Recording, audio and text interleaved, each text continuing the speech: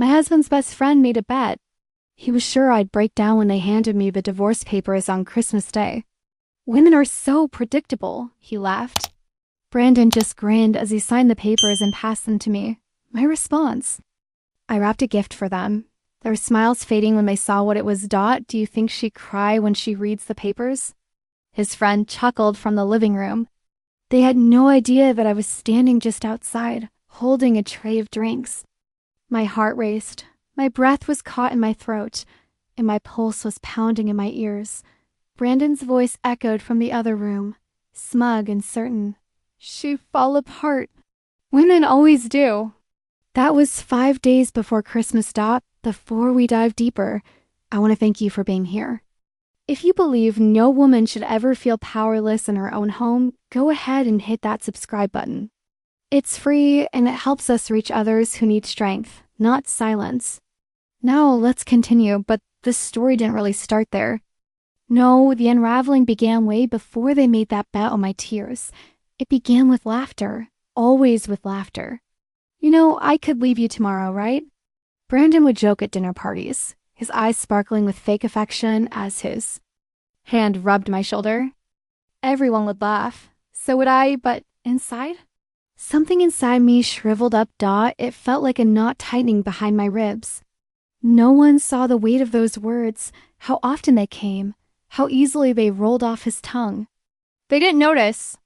How I stopped wearing my red dress after he scoffed, calling it too much.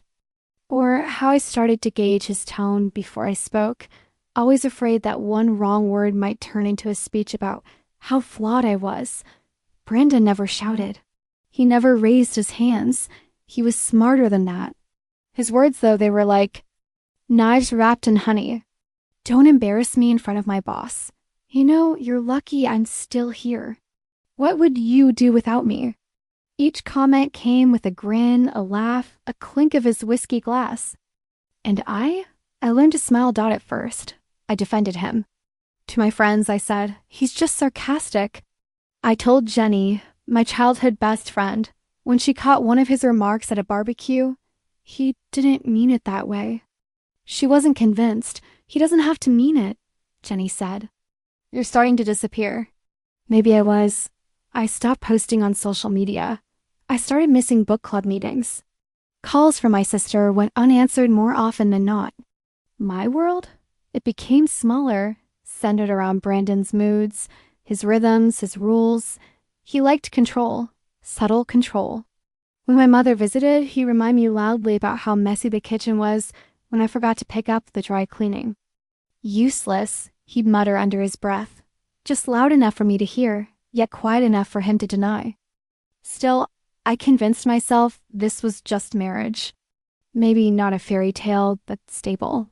He didn't cheat, at least. He wasn't violent, at least that's what I told myself. Then came the gala. We were 2 glasses of champagne into a company. Fundraiser when he turned to me, eyes glazed with alcohol and contempt, and muttered under his breath, "You're just like the rest of them. Always wanting more, always clinging, needy." My mouth went dry. My face burned with the familiar sting of shame. But I didn't ask what had triggered it. I didn't ask anymore. When we got home, he slammed the door and headed straight for the liquor cabinet. I followed him, measured steps, poured him another drink, and handed it to him with the smile I had practiced so many times. "You know," I said softly, "maybe we should sign something, just in case. You always joke about leaving. Why not make it official?" He laughed. A careless laugh. "You think I need a prenup to protect my fantasy football winnings?" He scribbled his name on a napkin beside him. "Go get it notarized if you're so worried." He passed out on the couch that night, forgetting about that napkin by morning. But I didn't forget. I had it notarized within 24 hours. Jenny helped. She didn't ask questions. She just handed me a pen and watched in quiet understanding. I folded that document, slid it into a fireproof envelope, and stashed it away in the back of a filing cabinet, beneath a folder labeled Tax, Receipts 2020. I even emailed a scanned copy to a private email Jenny had set up for me years ago, just in case. That night I cooked dinner like normal. I asked Brandon about his day. I laughed at his impressions of his coworkers. I cleared the dishes, wiped down the counters while he scrolled on his phone. He didn't notice. He didn't notice how I'd started looking at him, not with fear, not with anger, but with calculation. Over the next few weeks, something inside me changed. Not outwardly, not in any dramatic way, but internally I started to shift. I began keeping a journal, not one of those pretty ones with quotes on the cover, but a plain, spiral notebook that I tucked beneath my side of the mattress. In it, I started to log his comments, his moods, the times he came home at 1:15 a.m., smelling like perfume and tequila. I wasn't planning anything yet, not consciously anyway. But there were signs. For example, at his company's New Year kickoff party, when he told a crowd of new hires, "My wife's hobby is overspending," I didn't cry. I excused myself to the restroom, looked at my reflection in the mirror, and thought, he thinks I'm soft. He thinks I'm breakable. He wasn't wrong. I had been. But I was learning. A few months later, while folding laundry, I found a receipt in his jeans. 2 wine glasses, an expensive hotel room, strawberries from room service, all dated Valentine's Day. We'd spent it apart. He had claimed he was out of town for work. I didn't confront him. Instead, I scanned the receipt, stored it, logged. It became a quiet ritual. Evidence, not emotion. One night, during dinner, he said, "If we ever split, you'll be crawling back. You can't even fix the Wi-Fi without me." I nodded, poured him another glass of wine, and said, "That's true." I didn't believe it anymore. There's a particular kind of silence that grows in households like ours. It's not peaceful. It's suffocating. It's like a thread being pulled too tight through too many stitches, waiting to snap. Every room echoed with conversations we never had. Every smile I wore had a side of nausea. Then one night, I woke from a nightmare. His voice echoed in my dream. "You'll have nothing." I sat up in bed, heart pounding, sweat covering my skin. But something inside me whispered, that's not true anymore. I had the document, I had the timeline, and I had time. That night, I stopped pretending. From that point on, I wasn't his wife. I was a shadow. Polite, polished, watching, preparing. The joke he thought was harmless, the napkin he thought was a drunken whim, was now my foundation. I didn't know when it would happen. I didn't know how it would unfold, but I knew one day he'd try to pull the same old power move and I'd be ready. I stood in Jenny's office, the fluorescent light buzzing above us, casting sharp shadows over the truth I wasn't quite ready to speak. She looked at the document I handed her, the one Brandon drunkenly signed without reading, without knowing. "Did he do this willingly?" she asked, eyebrows raised. I nodded, silent. Jenny leaned back in her chair, the leather groaning beneath her. She slid on her glasses and began to read, her fingers tapping the paper gently. After a few long minutes, she looked up, a mix of pity and admiration in her eyes. "It's elegant," she said. "He gave you the knife. Now you're just deciding when to use it." I sat across from her, fingers tightly clasped in my lap. "I don't want revenge," I said softly. "I just want to feel safe." "You will," she said. "But let's reinforce this. Make sure it'll hold if he files first." And we did. Jenny drafted an addendum, clarifying anything that might be vague, making sure if Brandon ever tried to twist the narrative, he'd be trapped by his own arrogance. We included provisions he'd never think to contest spousal protections. Financial splits, evidence of voluntary signing. He had written his name, dated it, signed it with his own hand. No coercion. No pressure. Just a smug moment turned irreversible. Jenny gave me a flash drive, a printed copy, and a look I hadn't seen since we were kids, scheming behind the school library. But this time, it wasn't mischief. It was war strategy.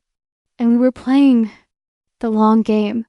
"I'll hold on to a copy too," she said as I stood to leave, just in case. That night, I returned home to find Brandon watching a football game, a beer in hand, socks thrown carelessly across the living room floor. I paused at the threshold, watching him laugh at the replays. "Dinner is almost ready," I said. He grunted. In acknowledgement, that was the beginning of my performance. And I played the role better than I ever imagined. I became the wife he bragged about, polished, pleasant, poised Dot when he made comments about my spending habits in front of friends. I laughed along.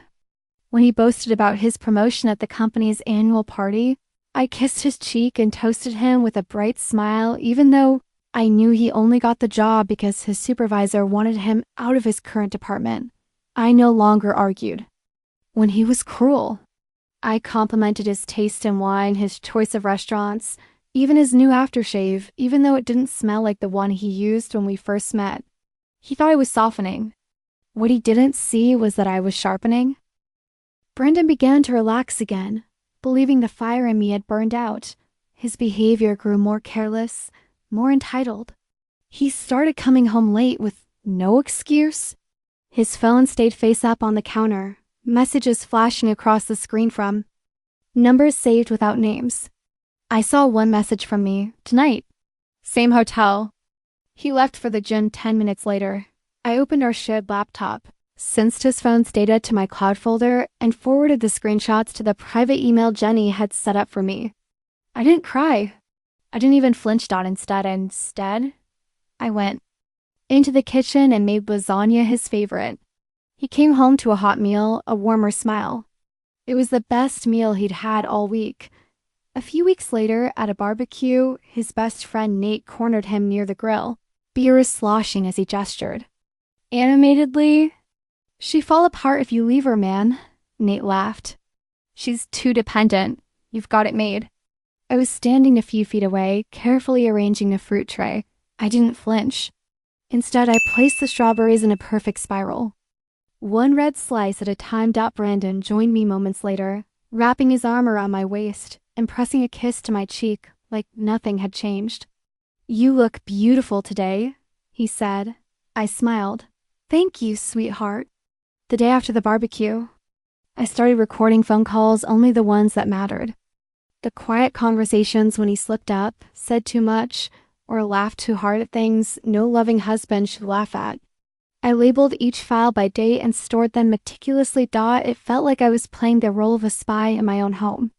But I wasn't seeking revenge. Not yet, anyway. I was building something, quietly and carefully. When you live in a house made of cracks, you don't wait for it to collapse. You learn where to step and when to jump. I even bought a planner, marking days with tiny symbols. An X for his late returns, a star for suspicious charges, a dot for lies I could prove to anyone else. It looked like a grocery list. To me, it was a map. Eventually, I stopped reacting at all. I became a mirror. He saw only what he wanted to. See a woman who had stopped resisting, who had shrunk herself to fit neatly into the narrow space he'd carved for her. And so he got bold. He started leaving cash out in the open, making large withdrawals that he never explained. He went on business trips with luggage full of cologne and pressed shirts that were never used for Zoom calls. One day, I found lipstick on a receipt. The shade was called Tempest Red. I wasn't offended. I made a note. The final confirmation came 2 weeks before Christmas. Brandon had a few drinks and fell asleep on the couch with his phone unlocked. I glanced down as a message thread flickered. To life. She doesn't suspect a thing. I'll file on Christmas. Want front row seats? Attached was a laughing emoji and a gif of a woman sobbing into a tissue. My fingers didn't tremble. My stomach didn't turn. I read the message twice, screenshot it, and emailed it away. Then I deleted it from the conversation entirely. That night, as I lay beside him, I stared at the ceiling and thought about candles, cranberries, and carved. Turkey. He was planning my downfall like a party trick. He thought I'd break, but I had already chosen the date, the witnesses, and the setting. He wasn't the only one with a performance prepared, because he had forgotten something crucial. When you hand someone a knife, you don't get to act surprised when they learn how to wield it. The Christmas table gleamed, just like something out of a magazine, perfectly curated, falsely warm. A flickering garland framed the windows, candles flickered in glass holders, and the roast turkey glistened beneath Brandon's carving knife as he grinned like the proud patriarch he was. He wore the sweater I had bought him last year, maroon, with little reindeers stitched across the chest. The irony of me dressing the man who was plotting my undoing wasn't lost on me. My sister Beth passed around her famous spiced wine, her cheeks flushed from both the heat and the alcohol. Brandon's parents chatted about their retirement plans. Everyone looked so content, so unaware. I moved among them like a hostess on autopilot refilling glasses, smiling with my teeth but not my eyes. Beneath my dress, my legs trembled, not with fear but with anticipation. My heartbeat was steady. Tonight. Brandon caught my eye once while slicing the turkey and winked at me, his face full of that self-satisfied look he had before a successful sales pitch. I matched his smile with one of my own warm, unreadable. Let him believe he'd won. Best bird yet, his dad said, chewing with gusto. Stuff's perfected the recipe, Brandon added, placing the platter on the table like it was a trophy. She's had plenty of practice. What is this, our 7th Christmas? Brandon's father asked. 8th, I corrected gently, sitting across from him. He raised his glass. Well, here's to 8 more. Or however many we last. His voice held that cruel lilt again, the one he coded in humor to make his jabs casual, deniable. Laughter rose around the table. I chuckled too, brushing a non-existent crumb from my napkin. As plates emptied and the buzz of wine settled into the room, I noticed Brandon's best friend Nate whisper something in his ear. Nate was already tipsy, his eyes glassy, his smirk lopsided. Brandon nodded and stood up slowly, tapping his glass with a butter knife. All right, he said, clearing his throat. Before dessert, I have a little something for my lovely wife. I glanced at Beth, who gave me a smile of genuine delight, expecting maybe a necklace or a handwritten note. Brandon reached into his blazer, pulled out an envelope, and walked over with the smugness of a man who believed he was delivering a grand finale. Merry Christmas, babe, he said, placing it in front of me. A quiet chuckle escaped Nate. No one else laughed. The envelope was out of place plain white, no bow, no card. I looked at it for a moment before opening it calmly. The table hushed. My eyes scanned the first line. Petition for dissolution of marriage. Already signed, already filed. He had even highlighted a section at the bottom like a schoolboy showing off his work. I looked up. His smile was wide, expectant, so I smiled back. Thank you, I said softly, almost sweetly. He blinked, caught off guard. Nate shifted uncomfortably beside him. That's it? He asked, his voice too casual. That's it, I echoed, sliding the envelope back toward him. Then, without missing a beat, I reached under the table, lifted a gold-wrapped box, and placed it right between his plate and his ego. What's this? He asked. Your real gift? I said. He hesitated, then tore at the wrapping, revealing a leather folder. He opened it, and the moment he read the first line, the color drained from his face. His lips moved silently for a moment. Reading and rereading. Dated. Notarized. Unclad. The prenup he had laughed through. Signed with the same hand that was now clutching the edge of the table. What is this? Nate asked, leaning in. Brandon didn't answer. So I did. It's the agreement Brandon signed nearly a year ago, I said, my voice calm, steady. It's been updated, reinforced, and filed. But I filed first. Brandon tried to speak, but the words wouldn't come out. He looked at me, then back at the document, trying to find a way to make sense of it. That nullifies reality, he muttered, his voice shaking. I replied with a calm smile. Under your terms, it's legally binding. Nate's mouth parted slightly. Holy ... you okay, man? Beth's husband asked from across the table. Brandon didn't respond. His eyes were glued to the document, the same eyes that once scanned spreadsheets and contracts for inconsistencies. Now he had missed a glaring clause in his own life, and then I reached into my purse again. One last thing, I said, placing a small square envelope on the table, thinner than the first. Brandon stared at it as if it might explode. He opened it slowly, brow furrowed. Inside was a sonogram photo. He looked at it, then back at me. I'm pregnant, I said, my voice even. 8 weeks today. His expression cracked just slightly, his eyes darting around the table. For a brief moment, he smiled involuntarily, but that smile withered as his brain caught up to his ego. Prenup, pregnancy, assets, custody. The room tilted. You planned this, he said finally, his voice barely above a whisper. I met his eyes, steady and cold. You bet I'd cry, I said. You laughed. Call me predictable. So, no, Brandon, I planned nothing. I prepared. The silence in the room was thick, dense with the kind of realization that doesn't crash, but creeps in. I took a sip of my wine. The sweetness of cinnamon clinging to my lips. Brandon's mother pushed her chair back slightly, her face ashen. Beth gently reached for my hand beneath the table, her thumb brushing against mine in quiet solidarity. Nate tried to speak but ended up shaking his head and looking away. Brandon sat frozen, flanked by the wreckage of his illusion, and I wasn't broken. I was just getting started. Brandon sat there, shoulders stiff, mouth slightly open, as if the words he'd just spoken had choked him mid-thought. He stared at the prenup like it was some ancient curse, etched into parchment. Only he had written every line himself. The room was painfully quiet, except for the subtle crackle of the fireplace behind him and the slow clink of a spoon from the kitchen. Even the ornaments on the trees seemed to stop shimmering. His eyes dropped to the sonogram photo, still lying in his lap. He looked at it like it might vanish if he blinked.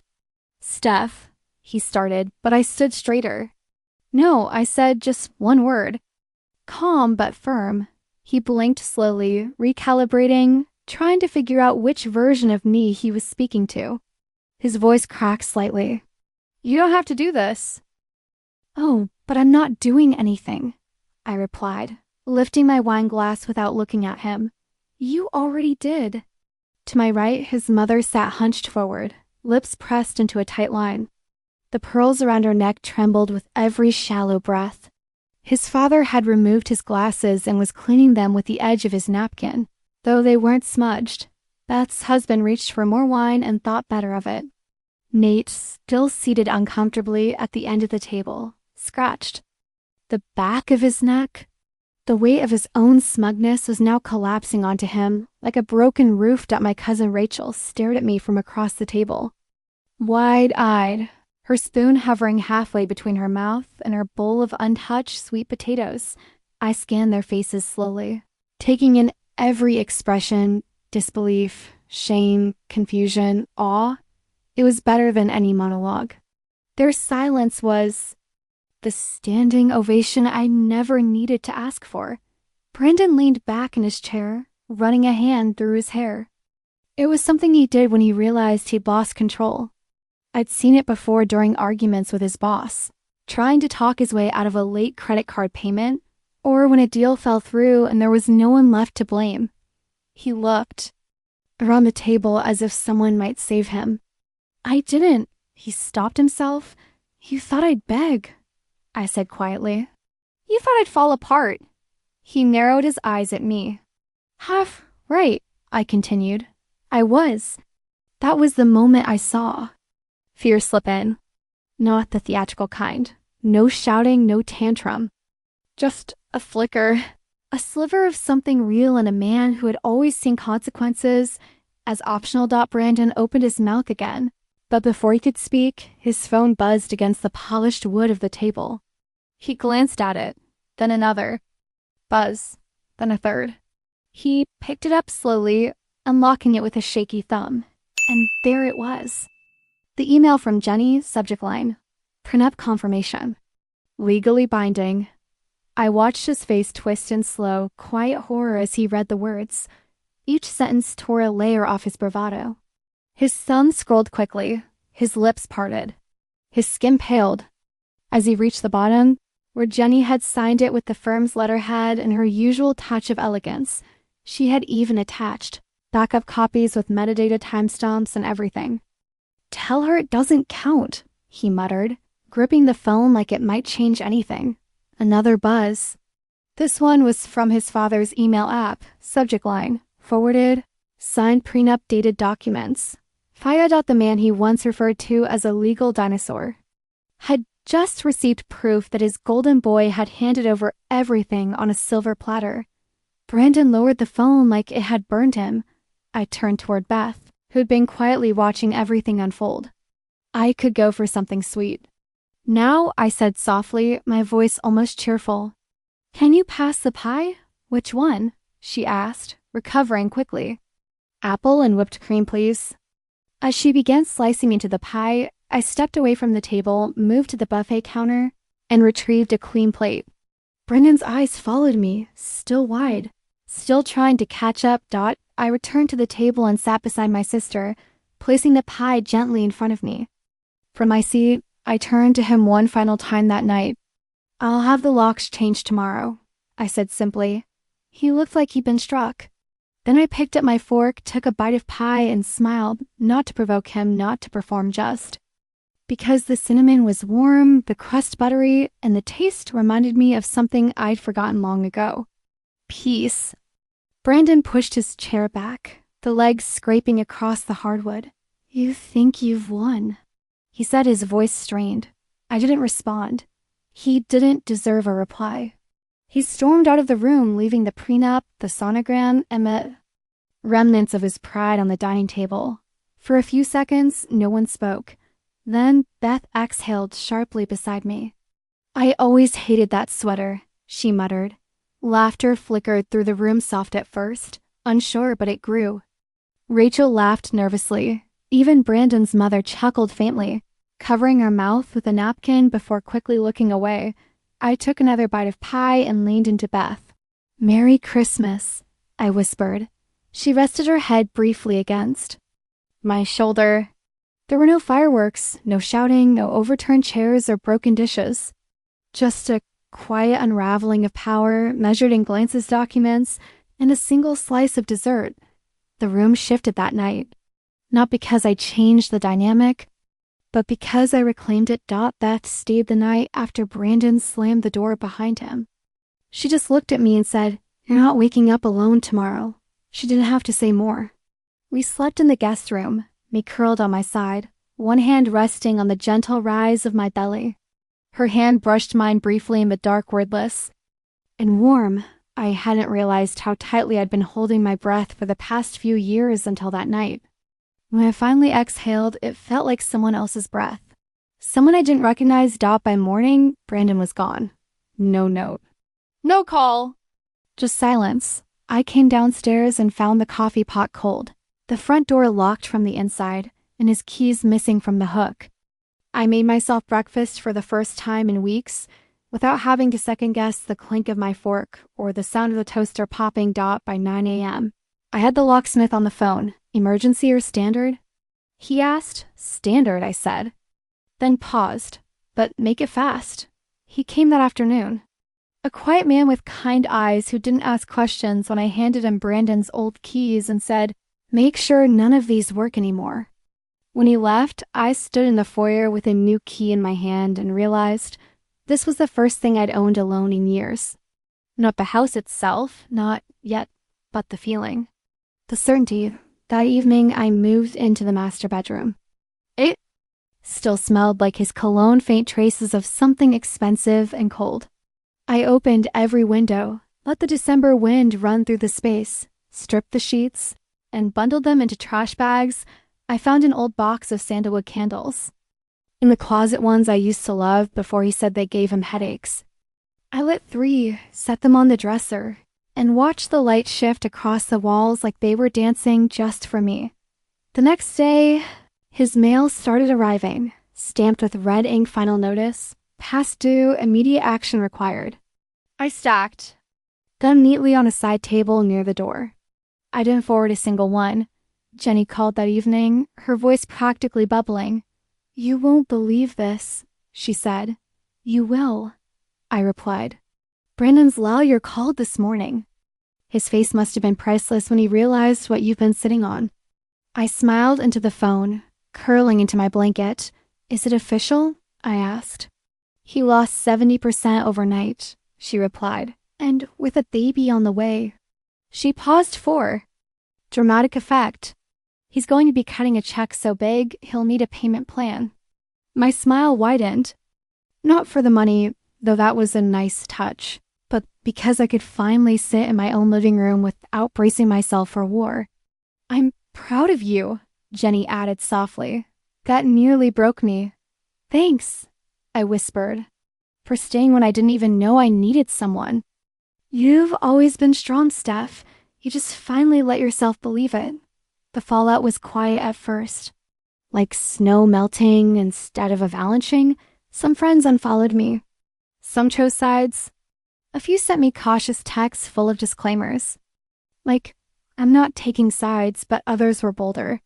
One message from a woman I hadn't spoken to in 2 years simply read, I wish I had your strength.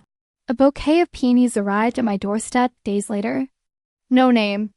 Just a card that read, about time.c, Brandon's assistant, Claire. I smiled and placed the flowers on the mantel. Of course she knew. It was only a matter of time before words spread dotted his office, the man who once made jokes about training. Wives like interns suddenly lost his audience. His best friend Nate stopped laughing in meetings. The comments stopped. The swagger was gone. Apparently, his team noticed he'd been leaving early, muttering under his breath, ignoring deadlines. I overheard Beth's husband on the phone with someone later that week. No, man, he's been off ... by haunted. Haunted? Good ... the man who once said I'd be nothing without him, now walked alone at lunch. Forgotten in a world that once cheered for his cruelty ... me, I started buying lavender soap again. I painted the nursery soft sage green, the color he once called pointless. I hung tiny string lights around the window and placed a stuffed giraffe in the corner. I started lighting candles after dinner and drinking herbal tea in the sunroom. Barefoot, UMB, ODE, ERED ... one evening. I caught myself humming while folding laundry. Something I hadn't done since my 2nd anniversary. I bought new bed sheets, white, with tiny gold stars, and slept diagonally across the mattress. Because I could, one afternoon I passed Brandon on the street. He was coming out of a bank, talking into his phone, looking irritated. He didn't notice me, or maybe he did, but didn't know what to say. I kept walking, keeping my head high, my steps unhurried. Later, Jenny sent me a screenshot. Brandon's firm had removed his name from the quarterly newsletter. I replied with a single thumbs up emoji. Then, I made tea and watched the wind dance through the curtains. It wasn't about revenge anymore, not really. It was about the small things, freedom, peace, a slow, steady rebuild of a life that belonged to me. And the quiet realization that the woman he tried to break was now the one who had rebuilt everything. Without him, the first time I felt her kick, I was standing barefoot in the kitchen, humming along to an old Nina Simone record while slicing peaches for a pie. It was so soft at first, I thought I imagined it a flutter like a wing brushing the inside of my belly. Then it came again. I dropped the knife, both hands flying to my stomach. I stood there, stunned and smiling, tears catching me off guard. It wasn't just a kick, it was a reminder, a rhythm, a message. You're not alone. He was real, growing strong. And so was I. That night, I wrote in my journal for the first time in weeks. I kept the entry short but deliberate. This baby will never hear yelling through a door. Never feel like they're walking on glass. Never confuse fear for love. I underlined the last line twice. My world had gotten smaller, but warmer. Softer in all the right places. My cousin Elena moved into the guest room during my 2nd trimester. She arrived with 2 suitcases and a basket of homemade lavender muffins, wearing her usual oversized hoodie and the same gold hoops she'd worn since college. I'm not letting you do this alone, she said, smiling. And anyway, you need someone to stop you from eating pickles and ice cream together. We fell into a rhythm almost immediately. She worked remotely from the kitchen table, wore fuzzy socks in July, and didn't ask about Brandon unless I brought him up, which I rarely did. That part of the story wasn't worth repeating. Jenny dropped by every few days with groceries, warm casseroles, and baby name books with silly post-it notes inside. Page 37, do not name her Tiffany.